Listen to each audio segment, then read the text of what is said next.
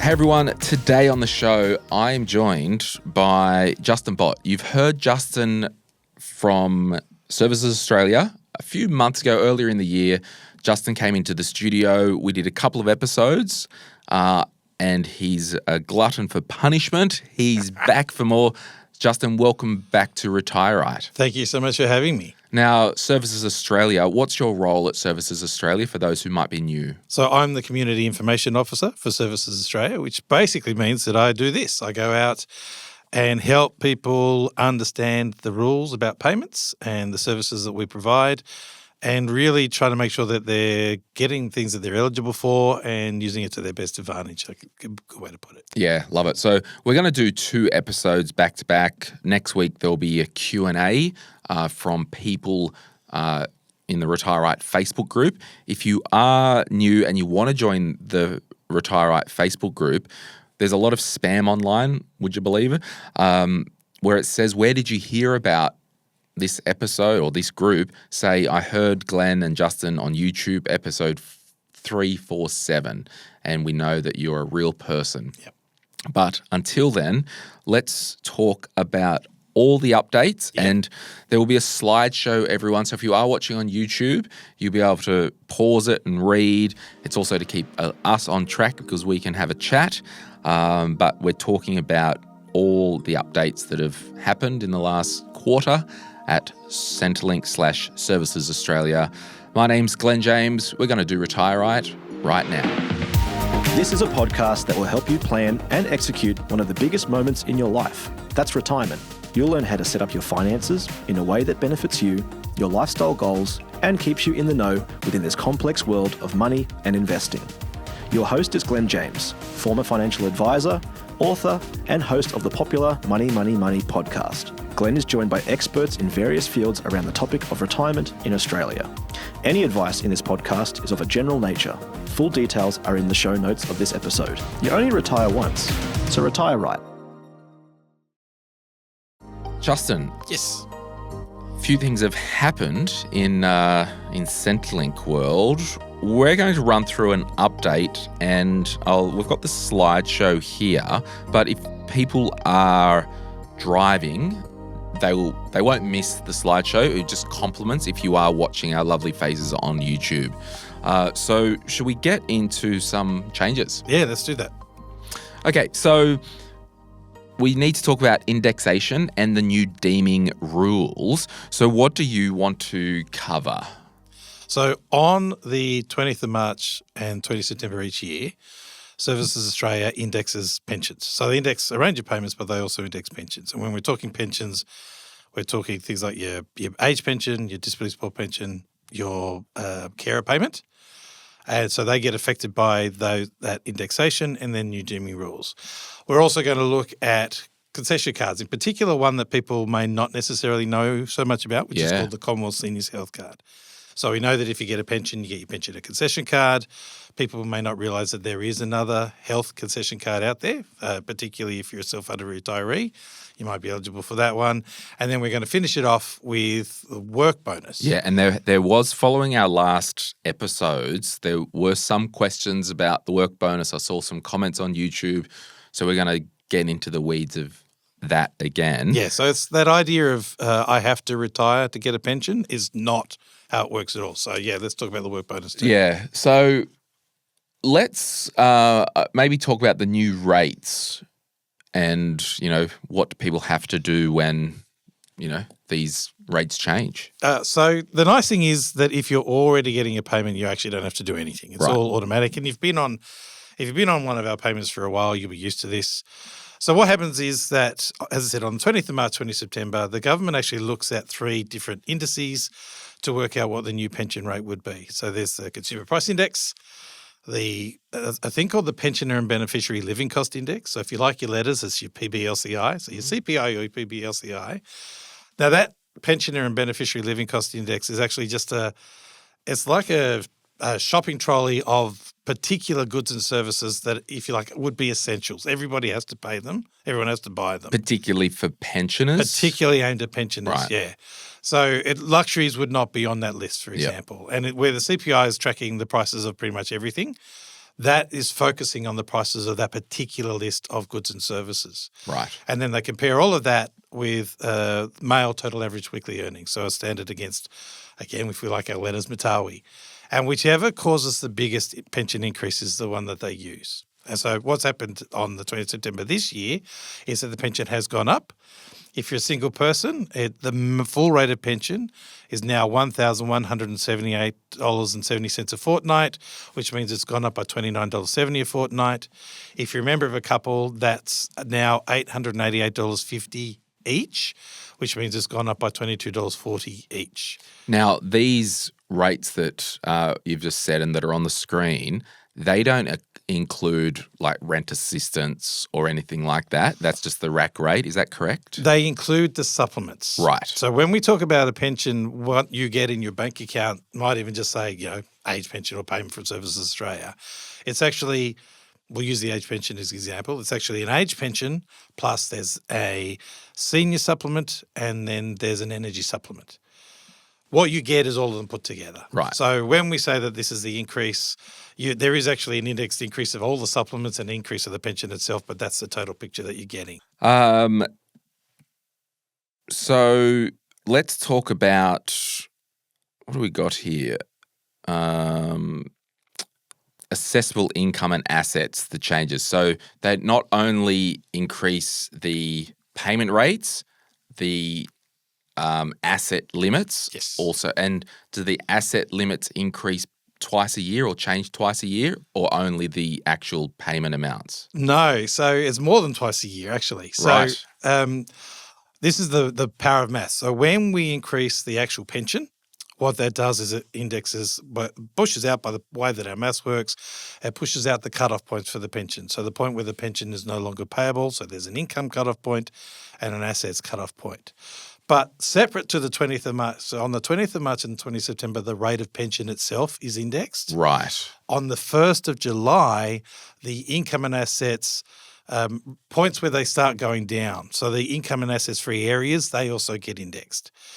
So if you're getting a full rate of pension, the 1st of July means nothing to you because you keep getting the full rate of pension. But what it means is that on the 20th of March, 1st of July, 20th September, there is going to be potentially that increase in the income limits and the asset limits. Yeah, so you could have ordinarily not on full pension, and you may get when the full pension rates that we've just discussed increase, no change to you, but when the asset limits increase, you may get a little bit more part pension? If you're a part rate pensioner, all of these changes will mean that you'll get, if the pension rate goes up or the asset limits go up, means you're going to get more. Yeah.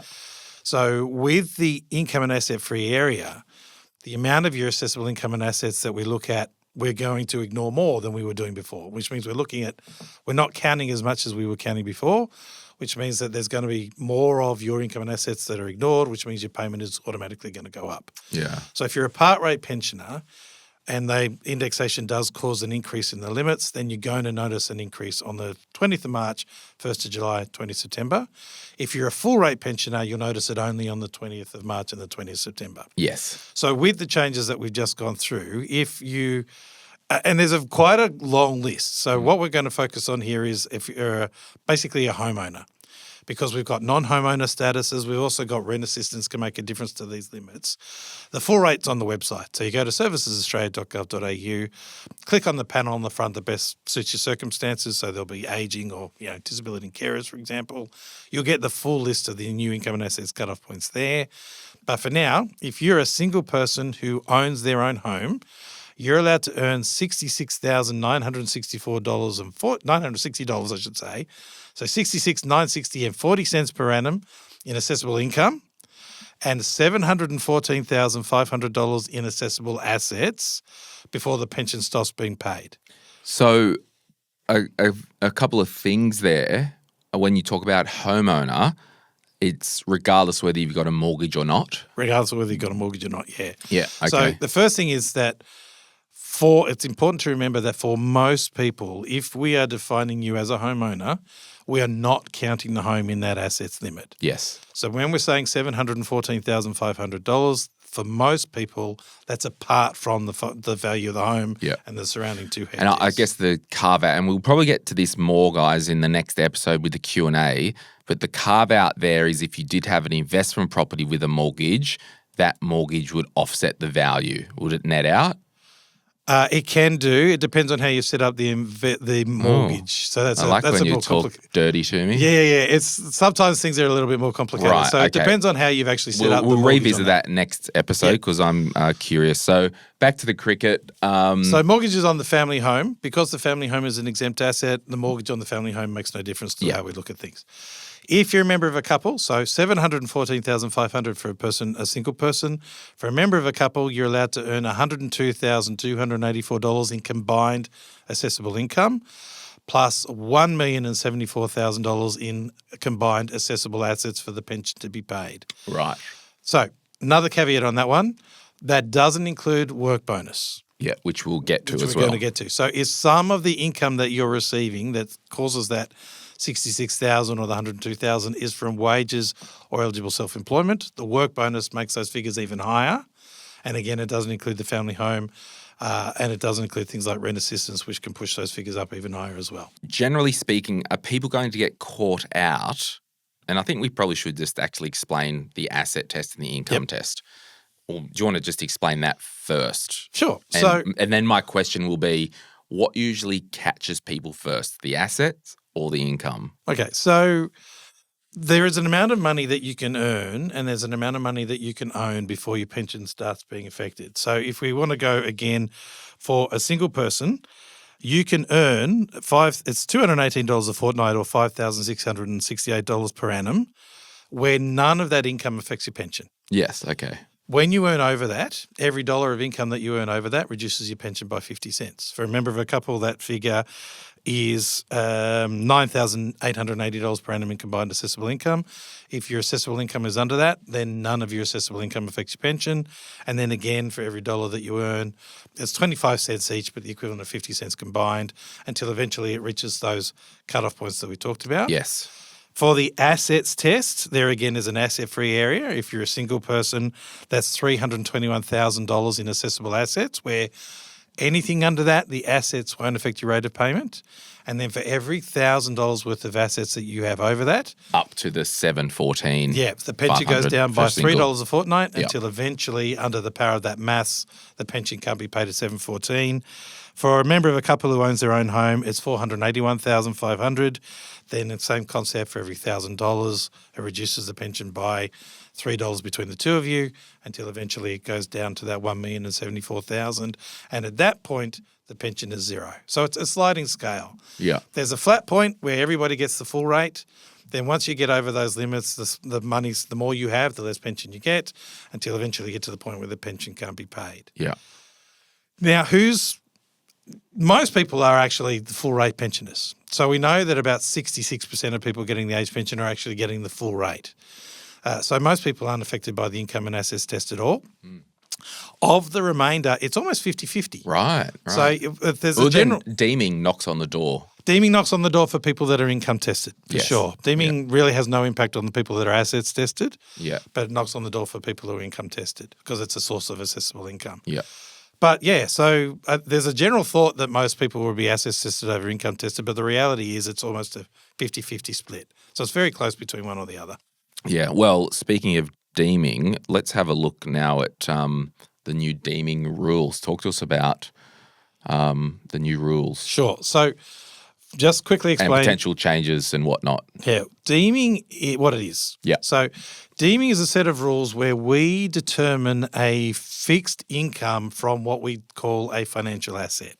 So from our perspective, a financial asset are things like your bank accounts, your share portfolio, managed investments, super if you're over age pension age. Most of your things like an account-based pensions are deemed. Also, if you've gifted money over the limits or if you've lent money to somebody. Now, in effect, we don't actually ask for using a term deposit, for example.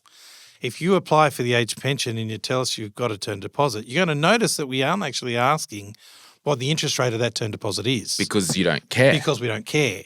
We don't ask for most people what the drawdown rate for your account-based pension is because we don't care. We have a fixed interest rate that determines how much that's going to be. Now, what's happened, that fixed interest rate, it's really important to say that it is not linked to changes in the official interest rate.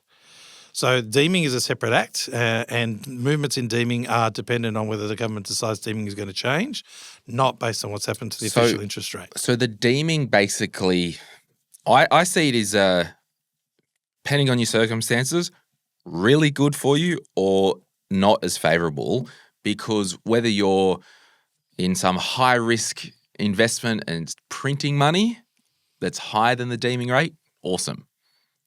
Or the other side of it just levels the playing field for, again, you don't care if it's a 5% interest rate of the account or a bonus 5.5 of the month or a 4%. So it's just a blunt leveler. It is from that perspective. And there is but actually... if there was an investment that did well and produced all this income, the chickens will eventually come home to roost anyway because you've got that extra capital in your life. If you're not spending it, yes. So you're building Yeah. up your savings and Yeah. that eventually moves things through. Yeah.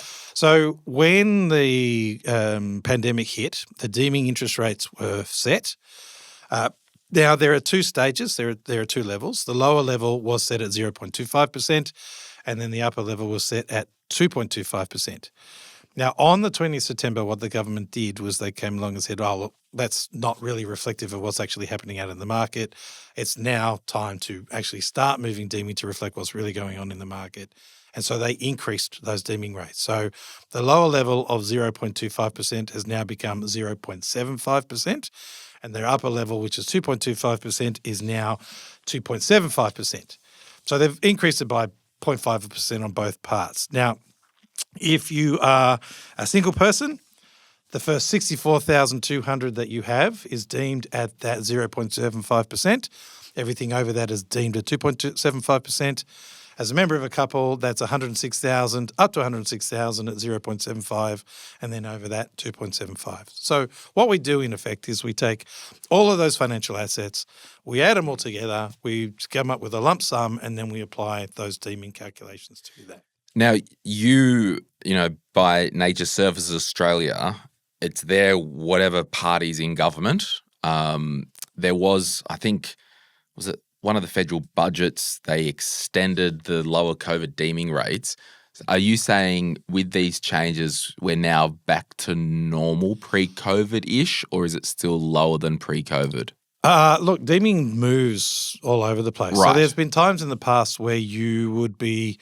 Because they halved it during COVID. They really brought it down and they kept it down. Yeah. So, but that's that era is gone, is what I'm saying. Yeah. Yeah. So whether it's the pre-COVID rate or not, it really depends on what the market is doing. So it's again, it's not linked to the market, but it is going to be a reflection. So if you're using something like a bank account, for example, there's absolutely been time over the last few years, and there is time now, where you'll be able to get through just a simple bank account interest rates that are better than deeming. There's no guarantee that's going to be the way it's going to be ongoing. Yeah. But one of the reasons I like deeming is one of the things that you've already mentioned. It's the benefits of it, first of all, is that because we have got this deeming rate, you don't need to tell us about your investment income changes. So it just saves all that extra collecting of information. Yes. Yeah. So because markets fluctuate daily, weekly. Yes. So things like dividends from your share portfolio. So the only reason that you tell us about receiving dividends from your shares is if your bank balance actually significantly changed. Not because it was a dividend, but just simply my bank that's what I account said. changed. Well, like the capital's increased, Yes. so all the chickens will always come home to roost. Yeah. Yeah. But again, if that money is taken and spent, then nothing hits your bank account, there will be no change. For term deposits, yes, you tell us that you've changed term deposits, but again, we don't care what the interest rate is. From your account-based pensions, we want to know the balances, but we actually aren't asking for the interest rates for those. Yeah. Because they're deemed. Now, so first, it's just easier from that perspective because we have our interest rates. We don't need you to tell us about changes in your income.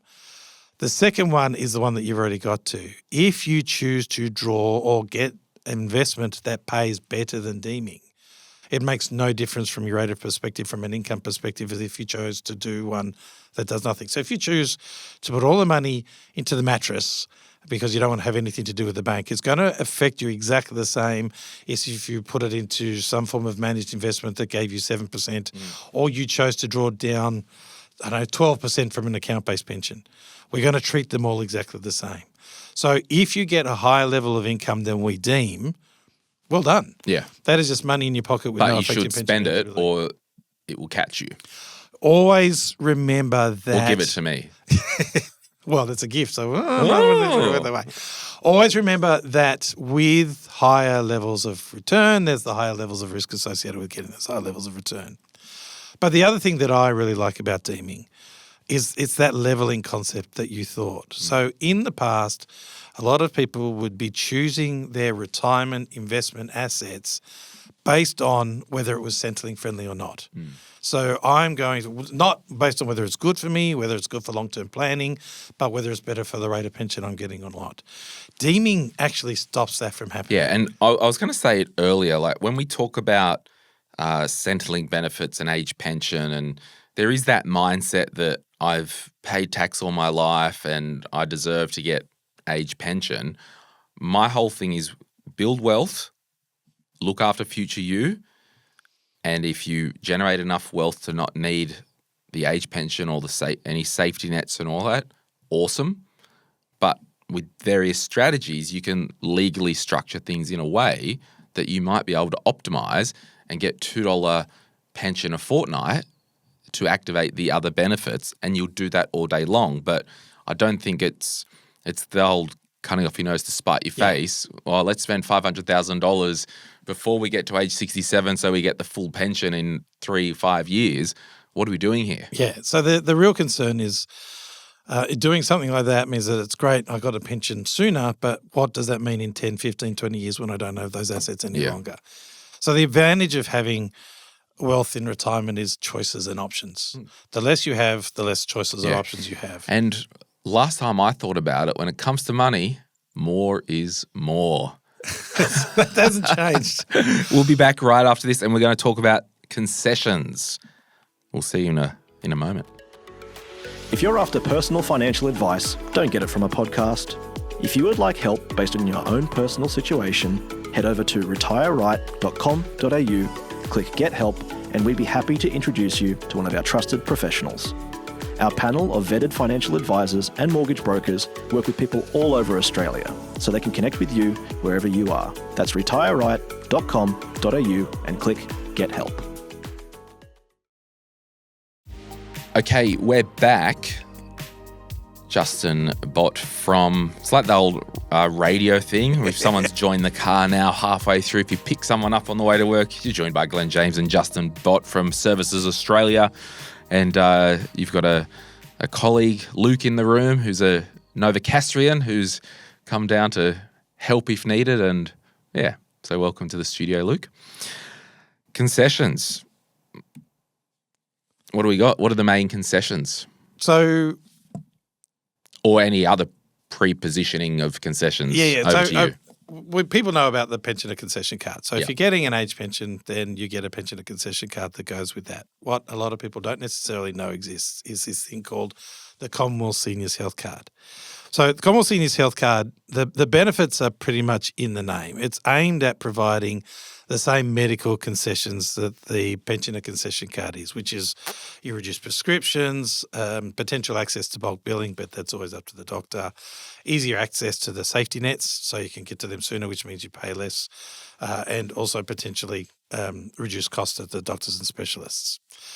Now, the thing about the Commonwealth Seniors Health Card is that you aren't eligible for a pension from us in order to get it. So it doesn't have the same criteria as a pension does. So you could, I think is it 65 for that one or still 67? Age pension age, so it's still 67. Yeah. So yeah, you could be overshot the runway, not have any Centrelink benefits, but still receive this card. The important thing about it is it's not assets tested, which is often the big differentiator here. Yes. So it's not assets tested, and the income test is actually more generous than the pension income test is as well. So if I was earning $1 million a year, probably won't get it? Probably not. Okay, no. cool. So there is still limits. There is still going to be people who aren't eligible for it.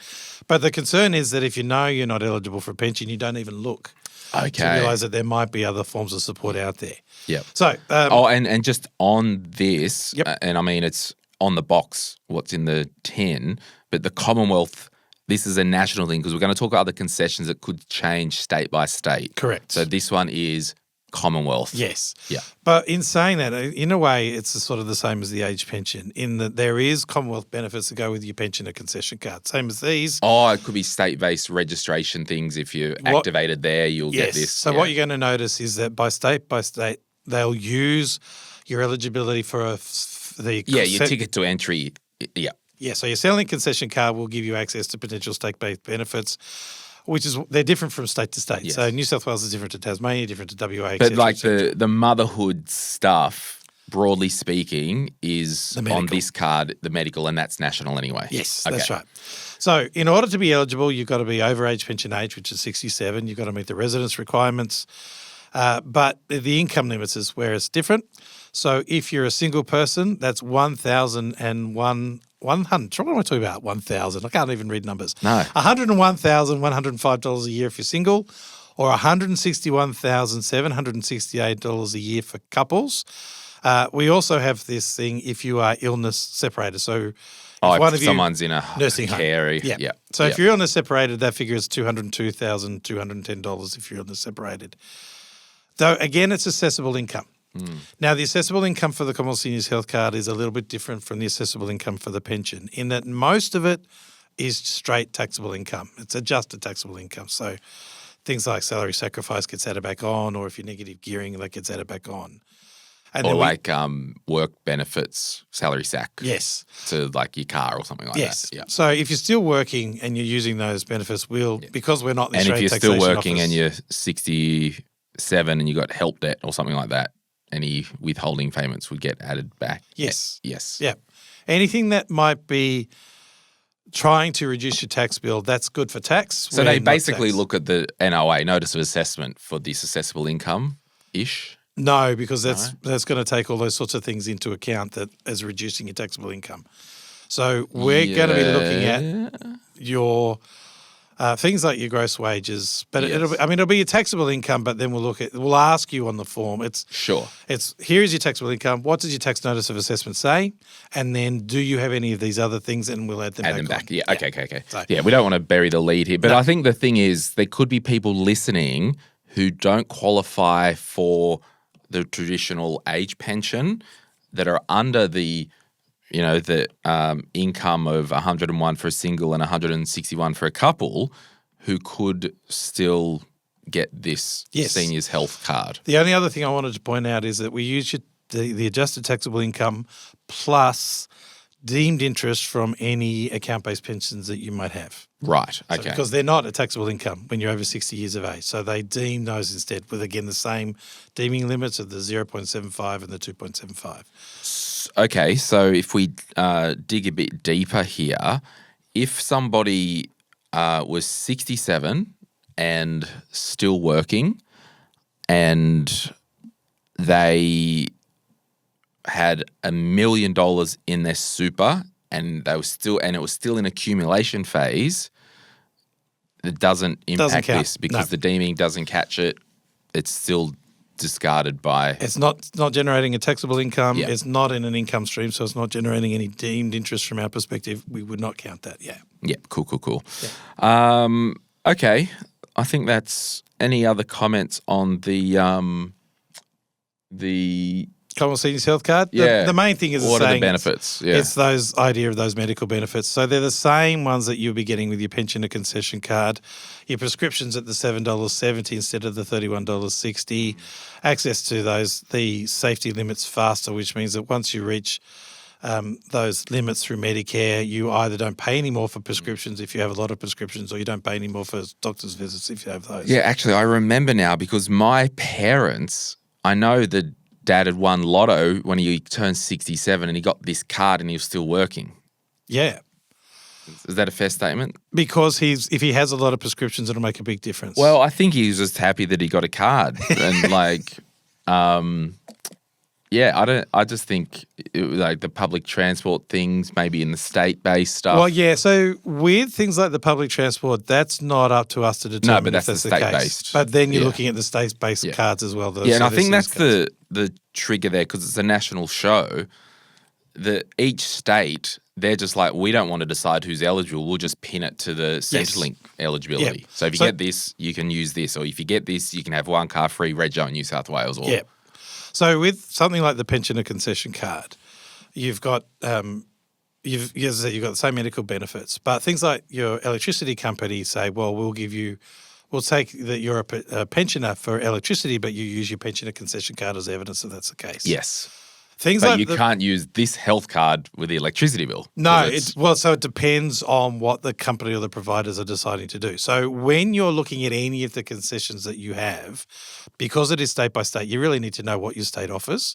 And what company, private, non-government company, what they would do. Yes. Yeah. Okay. So have a look you can go to our website, which is servicesaustralia.gov.au, and look at concessions. There's a link there that actually takes you to every state and territory government. Or you can just search your state and territory government as well. And if you search for concessions, what they'll give you is the image of the actual concession cards, both ours and DVA's, so Department of Veterans Affairs, and they'll tell you the sort of benefits each of those concessions provide. And that's all just about making sure you're taking full advantage of every service or support you might be able to offer. But it also means because it's different state by state, there's no set number or amount of how much the benefit could be. So, yes, there's a lot of things you can get with a pensioner concession card, but if I can get things like the reduction in transport through my state seniors card and the reductions in the prescriptions through the Commonwealth Seniors Health Card, then the universal or the exclusive benefit of the pensioner concession card is less than I'm almost thinking this Commonwealth Seniors Health Card, it is more of a benefit for your state-based services. It's just the tick box entry. Depends. Oh, other than health, sorry. Yes. If they've used this as a gateway. But can't talk to the states. If you're going to be getting it, it would because certainly if you're entitled to it, then great. If you have need for prescriptions, then it's absolutely going to be a benefit for you. There's no doubt about that. Oh, in fact, I might be actually getting confused with the pensioner concession card, which we'll get to. But before we get to that, I haven't filled the screen with text on this one. But how would you make the most of it? Just make sure you're checking with every agency that you're interacting with. So check with your state and territory government websites about the concessional benefits, and also make sure that if you go to the same chemist or the same pharmacist, they actually can this is just a Medicare thing. This isn't even necessarily a Commonwealth Seniors Health Card thing, but they'll know who you are. They'll know you've got your Commonwealth Seniors Health Card. Keep that on record. But then they help work out, are you reaching your Medicare safety net limits? And they help, if you achieve those, then you're not even paying the $7.70. Once you've reached the limits, you actually stop paying for prescriptions altogether. As long as they're on the PBS. Yes, as long as they're the PBS medicines. Quite right. Yeah. So making sure that you are registering with the same pharmacists and they know what's going on with that. Also, just an aside for when it comes to Medicare and the pharmaceutical benefit scheme, make sure you register as a family. Right. That's a really important tip for those that don't know that, because if you don't register as a family, then you and your partner have to reach those limits individually. But when you register as a family, they're combined. Yes, and it comes down. And you're going to reach it much faster. Yep. So, register as a family. But from a Commonwealth Seniors Health Card perspective, check what the state government offers for you. Make sure you take advantage of that. Make sure your chemists are aware of everything. Now, when you ordinarily apply for the age pension, you'd obviously have to do an application, get your number or whatever it is. What do they call it? Your customer reference number. Or CRN, sorry. CRN, Yep. To trigger the activation for this health card, is it the same progress? You've got to get a CRN, or is it a light application? It's like, how old are you? What's your income? There you go, done. Well, it is easier because the income test is easier than. And you don't need to prove all your assets. No, and there's no assets test component of it at all. So the claim is easier, but as with all things, the more complicated your financial structures, the more complicated that might potentially be. Or in your life is, usually. Yes. Yeah. So if you've got things like businesses and things like that involved, then it can make it take longer. But it is a easier application process to go through. It is one of the things that you can absolutely do online, which is your MyGov account linked to your Centrelink record. It is important to say that if you and your partner are lodging an online application for the Commonwealth Seniors Health Card, you both have to apply individually. You'll be linked, but it's individual applications. But if you do a paper claim, which you are always able to do, you can either again, to go to our website and download the paper claim or rock into your local customer service officer. And I got a random question. Yeah. Let's put Justin on notice. Let's test Justin here. If two people, husband and wife or couple, both applied for the pension or a CRN, is it the one application with the two parties, or are they actually individual applications? With the age pension, it's the one application for the two parties. And would each party get their own CRN? Yes. Now, my question is, and this is of no benefit to anyone or anything, I'm just wondering. Yep. If there was a couple that applied for the pension, would their CRNs end in 07 and 08, or is it random? No. Is it sequential? It is generally sequential. Yes. The funny thing about customer reference number is it's one of those things that you're supposed to have for life. So like your tax file number? Yes. So if you were a child and your parents got something like, what the equivalent of family tax benefit was way back when. Oh, and they tagged a number on you as a child, you will get a reference number as a child or something. Yep, and then that should be the one that stays with you for the rest of your life. So if you're looking at age pension, there's a very good chance that your numbers don't have anything to do with each other because one of you might have had it when you were 6 and the other one gets it now. Again, pointless, but I'm curious. So there we go. But with the Commonwealth Seniors Health Card, if you're going online, you need to both lodge an application. If you're going a paper, one paper claim will take care of the two of you. Okay, cool. Now let's just cover off these last three cards. The senior card's generally the least beneficial card-ish. So they're state-based. Usually they're the ones that give you, if you transport. Your transport is the main one. And there might be other shops say that they give discounts if you show you've got a C discount or whatever it might be. I would say in the scheme of concessions, it's the most superficial card or the least value, but still get it. Yeah. But Yeah, because my parents lived out at Picton and then we were meeting them at Taronga Zoo and they were busy gloating about it. It cost them $3 to do that. And sounds like my parents and Brisbane. I live in Northern Beaches and it cost me a lot more to travel a lot shorter distance to be able to get that sort of thing. So that's what it says. Still get it. Yeah. Pensioner concession card, because I do want to spend some time on the work bonus. Sure. Pensioner concession card comes automatically with the pension. You don't apply for it. It just comes out with that. Given to you. Yep, same sort of issue. But that one also gives you access potentially to reduction in things like your council rates, your water rates, your car registration. That is dependent again on state government. All of those are state government benefits. The thing about the pensioner concession card is that the older you have or the less you own, the less benefit it provides. So if you're, for example, having to, you can't drive anymore, you don't have a car, then there's no driver's license benefit or car registration benefit for you. If you have moved in with the kids, then you don't own your own home, there's no council rates, water rates.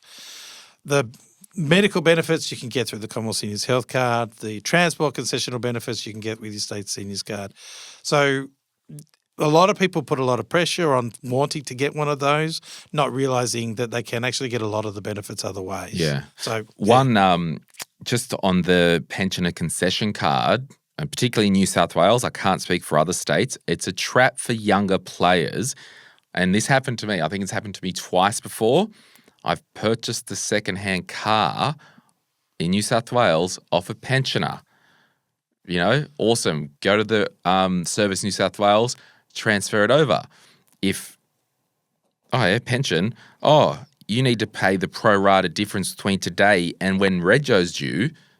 If a pensioner had rego on a car and it was $1,000 for the year for rego on the green slip, whatever, then the next day they sold it, you've got 364 days of rego you have to pay as the purchaser when you go and change it over to you. Yep. So you can get caught out by that. I actually got caught out, not by that one, but from a farmer doing the same sort of thing with a car that they had on the farm that they were claiming farm rebates on, and I did the same thing. Yeah. So trick for young players, low income healthcare card. So it's in its title. The thing about the low income healthcare card, whereas the Commonwealth Seniors Health Card, you have to be pension age to get it. With the low income healthcare card, you don't.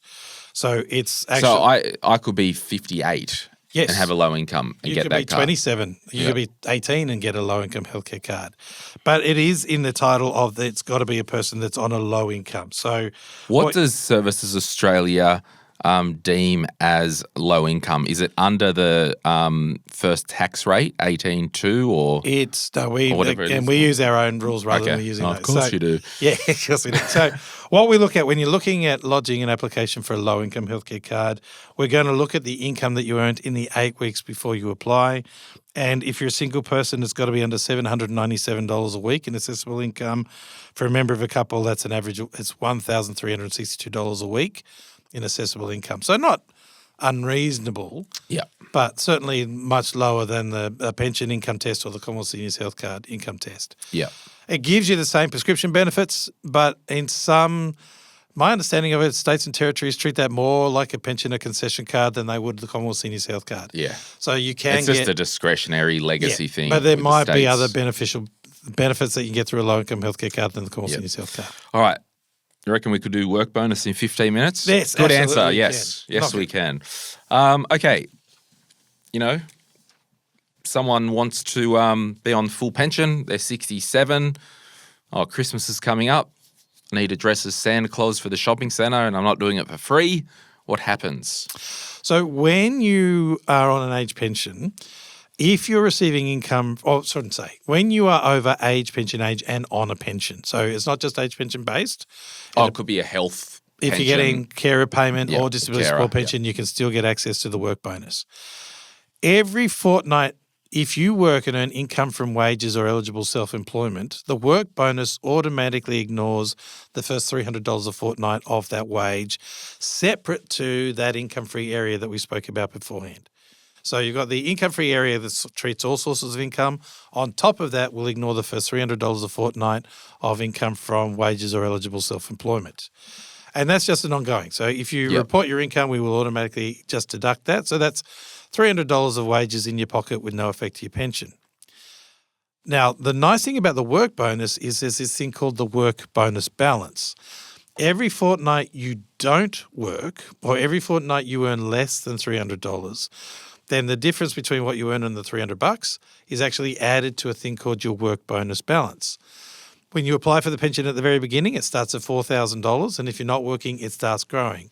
And at $300 a fortnight, after 12 months, it had reached its maximum, which is $11,800. So it can only grow to $11,800. And then after that amount there, any income is added for assessing.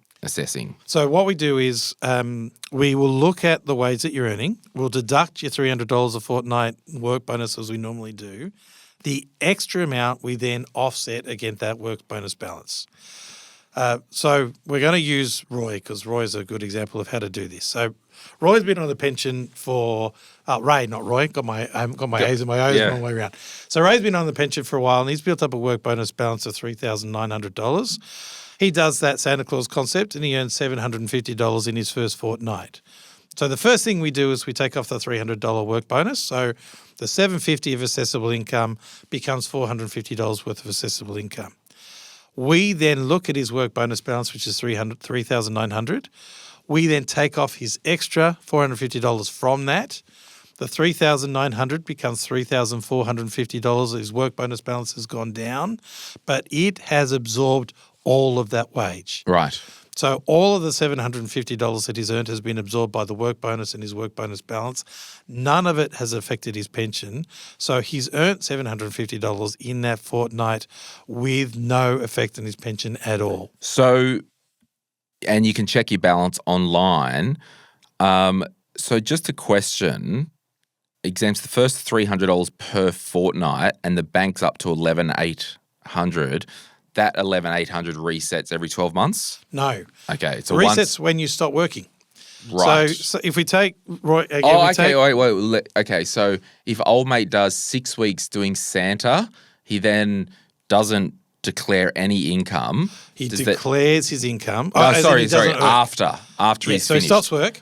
So he did his 6 weeks. He had a work bonus balance of $7,000. After 6 weeks, his work bonus balance went down to $6,200. He tells us he stops work. Next fortnight, $300 gets added back to it. So the $6,200 becomes $6,500 and it keeps growing. So by the time it becomes Christmas next year, he's probably got the full $11,800 Yeah, balance. so it's a rolling thing. Always moving. So Yeah. it could be that if your work is sporadic, doing casual here and there, this fortnight your pension doesn't change again because you've got the work bonus balance, but you notice your balance goes down. Next fort you don't work, bonus goes back up again. Fortnight after, your balance goes down. So on that threshold, the first 300, let's make an example up. Rose is retired. She's 68. Yep. She was a consultant doing change management of all things. Irrelevant, but whatever. She gets a call up. Rose, I know you've retired, but we've got this project. We need a hired gun for a week. Yep. Due to Rose's situation, she can charge $3,000 for the week. Now, are we saying based on that, the $2,700 for that fortnight would be added to her actual assessable income, and the first $300 of that fortnight would come off? Yeah, So you can't do a smash and grab like Rose and not impact your pension. It has to be cash flowed out. $300 a fortnight is a max. The automatic offset of $300 a fortnight is the max, yes. But with Rose's case, when you apply for the pension at the very beginning, you start with a work bonus balance of $4,000. That I can blow in the first week? Okay, that makes sense. So if Rose was on a pension, so say Rose did do that and she applied for the pension and she was on a pension for a fortnight before they put the request in, she would have had a work bonus that had gone to $4,300 because there was one fortnight where she didn't do any work. Yes. It added to that. She then does that $3,000 job. We call it a smash and grab, Rose. Does a smash and grab, $3,000, bam. So she gets $300 of that is taken off because of the normal work bonus. $2,700 is deducted from her existing work bonus balance. So the $4,300 would become $1,600. Rose, that $3,000, no effect on the pension because she starts with that big balance. If she did it again, that'd be a different story because she doesn't now have enough of a work bonus balance to offset all of that wage. Right. So if she was left with a $3,000, so if she did another fortnight with the $3,000, so we take off the $300, so $2,700. Her remaining work bonus balance was $1,600.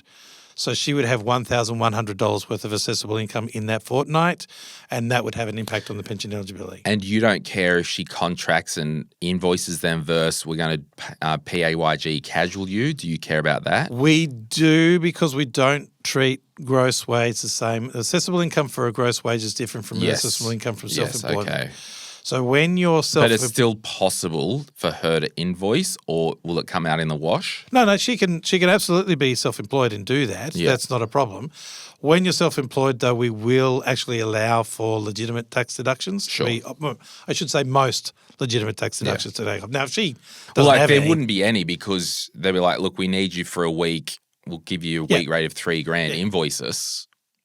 I mean, her accountant might be able to come up with a few bits and pieces depending if she works from home or something along those lines. But realistically, but in the main, not an issue. If she's got no real cost to do it, then whether it's gross wage of $3,000 or income from employment of a $3,000 profit, it's still going to be treated as $3,000 worth of income. Do you see any in the main limitations to the work bonus, or is it pretty good for most people most of the time? I think the work bonus is really, really helpful for people because it's money. The benefit of it is it's the social benefit as well. If you want to get back out there, all of that. Yeah, there's the benefits of being working and engaging with the brain engaging and then engaging socially, and also giving more income. Because if we look at the potential $300 a fortnight, which is $7,800 per annum. So there's $7,800 in income that I might be receiving with no effect on the pension at all. However, you will potentially pay tax on that because it just gets added to the pension. Yeah, but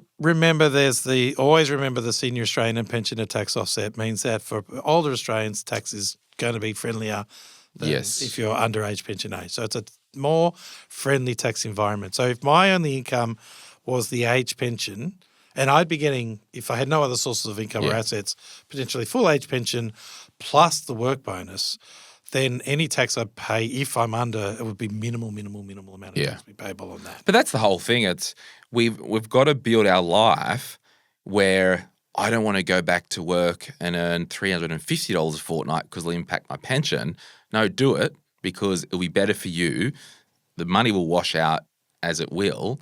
So don't make your life decisions based on whether I'll get $50 less next fortnight. Well, because you'll probably get more from working more anyway. The full rate of age pension for a single person is around $28,000 or so per annum. The age pension cut-off point for a single person under the income test is $66,000 per annum, with the work bonus being an extra $7,800. That pushes it up to more like the $74,000 per annum. So I can have an income of $74,000 or just under that and still have some pension eligibility, which is significantly higher than life's pretty good. The $28,000 maximum rate of age pension. And so what I'm hearing with the work bonus is if you are going to engage with this, you need to be on your online portal and keeping your updates regular. Well, when you are earning an income, then you're going to have to be reporting that income to us. So, okay, let's do the example, and we'll just use Rose because it's just the good smash and grab. Rose is on the pension. She gets a fortnightly pension payment. She gets the call, hey, can you consult with us 1 day a week, and we'll even do $200 a day for the next 4 weeks. So there'll be 4 days of work at $200 a day. Before she starts, does she tickle Centrelink, or is it after her first pay cycle that she gets from the consulting that week, log in and log that, or at the end of the 4 weeks? So she has to tell us, we are a after the event group. So you can't tell us of something that's going to happen. You can only tell us of something that has happened. So Rose would be required to tell us within 14 days that she started work. Because that's a significant change in circumstance. So it's not about when she gets paid, it's about when she starts work. So she's got to tell us within 14 days. Rose is consulting or old mate Ray or Roy or whatever his name was, he's about to go down the shopping centre and dress up like a freaking clown for 6 weeks. Within 2 weeks of him putting on the clown Santa suit, he has to log in and say, my circumstances changed. So he would probably be better off. He could do it online, but he'd probably be better off giving us a ring, because what we're going to do with somebody, if the income is going to be ongoing, is we're actually going to put them on a reporting regime. So they're going to be telling us. Okay. And you can't do that online? Like, who wants to call these days? I mean, plenty do. You can do that online. You absolutely can report your income online, and you can report it through the phone as well. So we have a computer phone. But you can't someone can't self-elect a reporting routine online. Is that what you're saying? I actually don't know. Job for Luke. Job for Luke. Luke's going to look that up, and next episode we'll have the answer. But once you're on that reporting regime, then you'll be telling us every fortnight that you've earned the income. We will then take care of all the work bonus maths for you. So that's the really nice thing about it. So we will tell you the balance has been reduced, and this is what the new impact on your pension is going to be. And so you can just watch what happens. Is it fair to say, like, I'm a little bit confused? Like, there's a lot, like, I'm not in work bonus territory and I'm not on pension, and it could be confusing to listen to. Call and make a booking with a financial service officer, information service officer, and just run your scenario by them. Is that you could do that? Yeah, they'll be able to explain it over the phone as well. Yeah. Or so if you Services Australia's free financial information service, it's the information only side of things, so it's not the advisory side of things. They don't do anything like that. You can give us a call on 132300, say the words financial information service, and they'll be able to talk to you. But all honesty, the work bonus, anybody that you speak to would be able to explain the work bonus for you as well. So we're going to your office, give a call, the normal line, and speak to somebody through that. You'll be able to have that. And maybe what I'm hearing is you could do a day or two a week without an impact to your Centrelink. It's very possible that you could be doing that, or it might take ages before you even see an impact. Yes, so if because we looked of that bank. If it's at 11,800. Looked at that example of Ray going down, the work bonus was going down by $450 a fortnight. He had a $3,900 balance. It is going to take somewhere in the vicinity of, what are we talking about, 8 or 9 fortnights before he sees any impact on his pension eligibility. So it's more a concern that people think their pension is going to go down and it doesn't, and they get worried why it didn't, rather than and they think, am I going to owe money? Yes. Yeah, and it's not about owing money. And it's really good, I think, for the seasonal work, if it's school holidays and you want to do after or school camp. I don't know, or lollipop people or. Short things are often things like HSC marking Yes. or Year 12 marking, where you're there to Election be a supervisor. days. Election days is another one as well. Yeah. It's a one-off. I let them know that I've done it. Tell them it's a one-off so that there's no ongoing reporting requirements. And then bang. And the only thing I see that's changed is my work bonus balance and my pension. It just went through without any change. Love it. Well, we'll leave it there. We'll be back next week with a Q&A from the Facebook group. Justin Bott from Services Australia, thanks for coming back up and chatting about all things Centrelink and your corner of the world. Welcome. It's always a pleasure. The pleasure is all mine, Justin. Hey, if you have found this episode beneficial, please feel free to give us a 5-star review on Spotify, on Apple, and maybe share the podcast or this YouTube with a friend or family member, because it really helps us get the word out there. And I didn't disclose at the front, but we're not paid by Services Australia to have Justin on. If they want to pay me, I'll take their money. It's unlikely, but I think it's more of a PSA. And, you know, nothing has been edited out and nothing's been, you know, control or anything like that. This is just a chat. And if someone's not paying me, they don't get editorial say. And even if they do pay, I still rule the roost. So we'll leave it there. We'll see you next week. Thanks. Bye. Any advice is general financial advice only, which does not take into account your objectives, financial situation, or needs. Because of that, you should consider if the advice is appropriate to you and your needs before acting on the information.